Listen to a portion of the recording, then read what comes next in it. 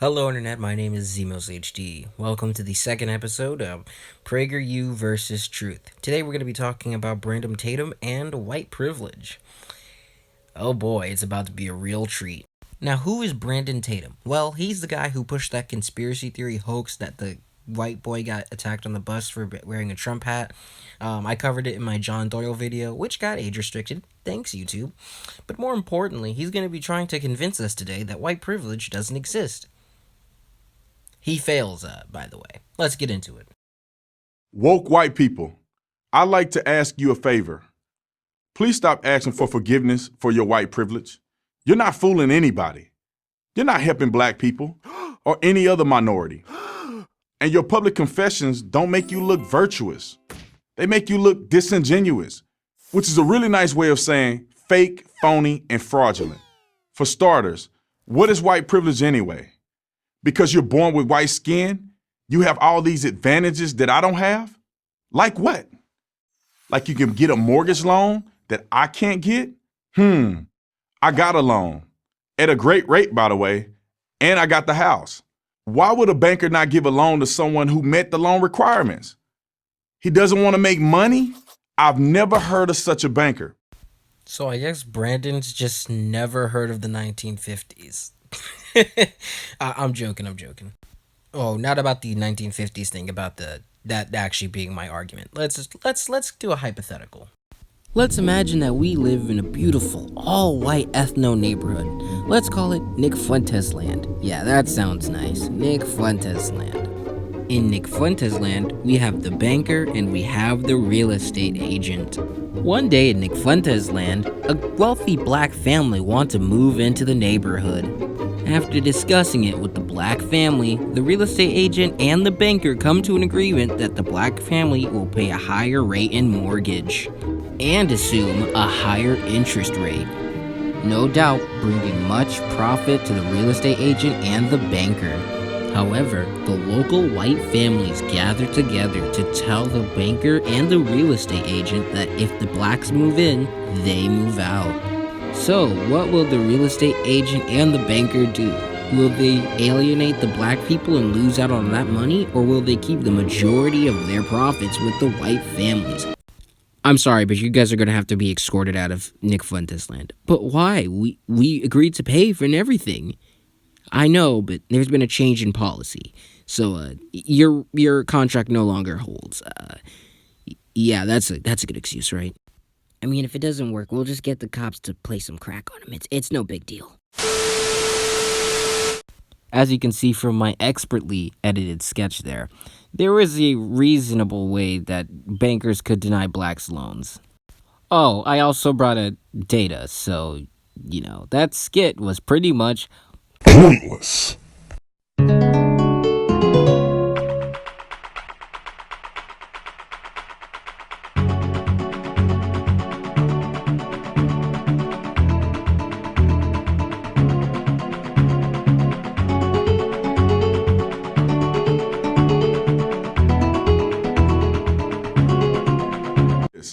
You can enter a store and not be looked upon with suspicion, but I, a black person, cannot, except that has never happened to me. But if I was a young dude with my pants hanging down to my butt, I could understand why the store owner would be concerned. I used to be a cop. Believe me, I understand. If I owned a store, I'd be tracking that kid too, whether he was black, white, or anything else. Or what if I had a store that had a history of being shoplifted by young black women, and a young black woman with a bad attitude walked in? Would I be suspicious? Yeah, I would. Who wouldn't? I call that common sense, not bigotry. Oh, hey, that's cool. That justifies racial profiling. Common sense. You hear that, white dads of America? If I call the cops on you because you're hanging out with your kid in the park, it's not because I'm racist or anything for making racial assumptions about you. It's because of common sense. Okay, all jokes aside, though, this racial discrimination doesn't help people at all, does it? It really doesn't. All it does is alienate people and hurt them. As shown by the stats, by the way.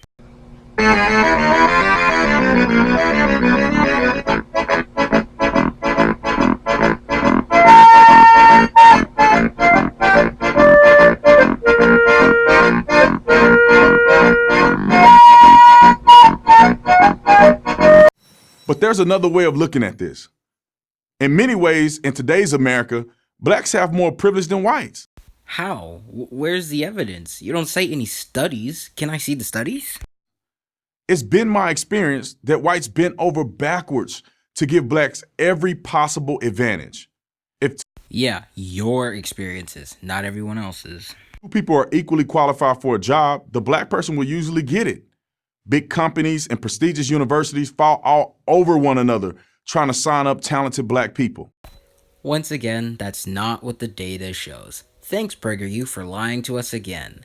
Also, if black people and white people are educated at similar rates, but white people end up getting better jobs, how is that evidence of anti-white discrimination? Please tell me. People. If you deny this, you are denying reality, which is what the person who dreamed up this whole thing did. A professor of women's studies at Wellesley College by the name of Peggy McIntosh. She wrote in an article in 1988 about all the white privilege she thought she had. She listed 46, including this one. I can choose bandages and flesh color and have them more or less match my skin. Wow, that's some kind of privilege. I mean, sure, yeah, it can be. You just cherry-picked one. In fact, let me do the exact same.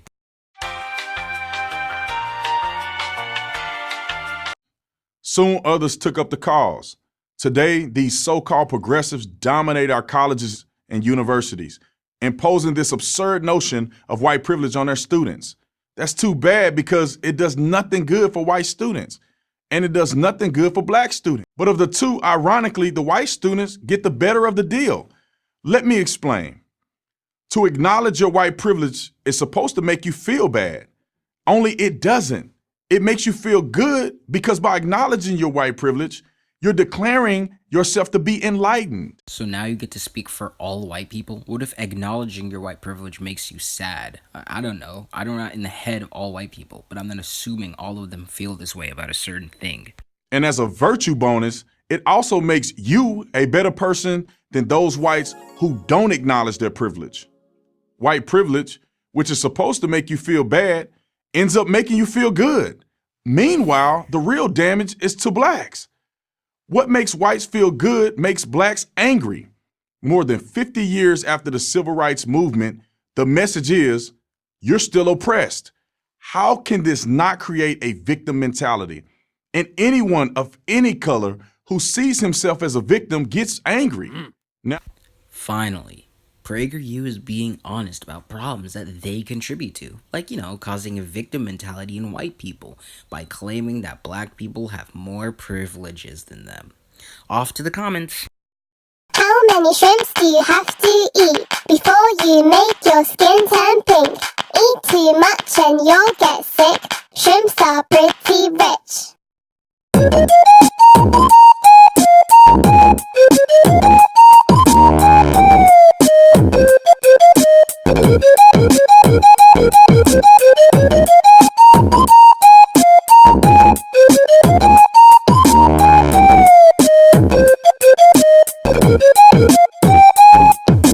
なんであいつらはピンク？動物園で思ったピンク食べ物で。そうなんだ。実は私はたらこが大好きプラスエビカニ食べよう。ピンク色になるの？だからみんな違う色。人間って勘違いしてるよね。Black, white, green or blue. Show off your natural hues and lingo. Oh, oh, oh, oh. This has got to be my favorite one. Once at university, a guy was berating me with this white privilege BS. I'm Aryan, so basically as white as it gets. Then he said with a smirk, "So, what does a sunburn feel like?" I responded, "So you burn less easily than I do." That's some demonstrable privilege right there.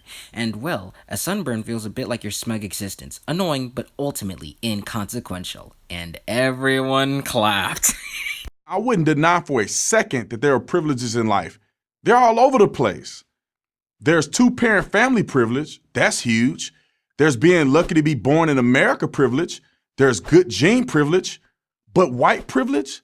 Doesn't it depend on the person? Let's take this for example. A black lawyer and his wife have a baby. and a meth addict, single white woman has a baby, which kid has privilege? The white one? Because he's white? Come on now. I mean, technically, yes.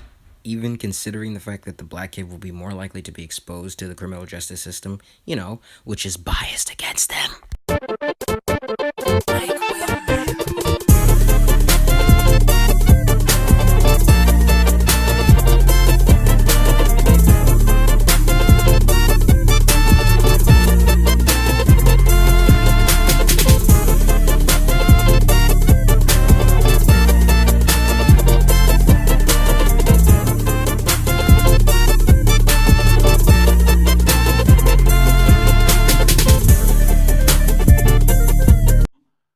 And here's the kicker.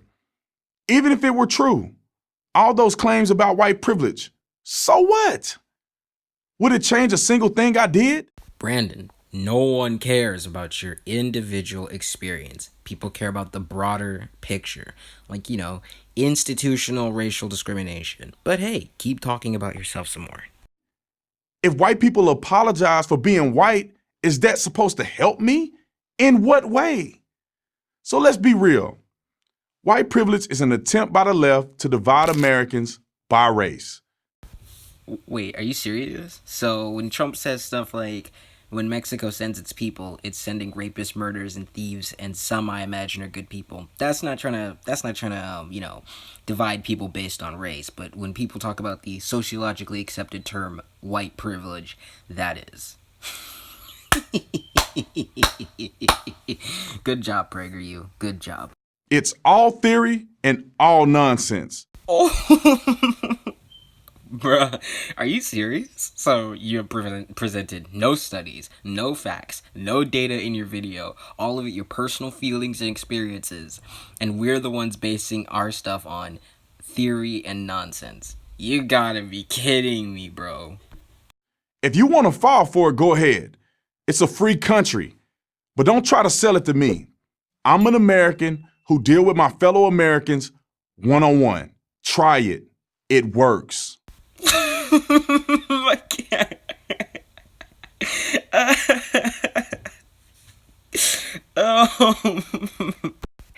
So, are you serious?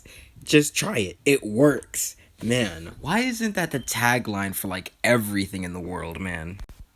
Well, Brandon, I hope the money was worth it, I mean, just like telling lies for like a solid 5 minutes, they had to pay you at least like $5,000, right? Come on, man. Maybe PragerU needs to slide your boy a check. I could tell lies. In fact, I'll tell one right now. PragerU is a credible institution that you should spend time watching.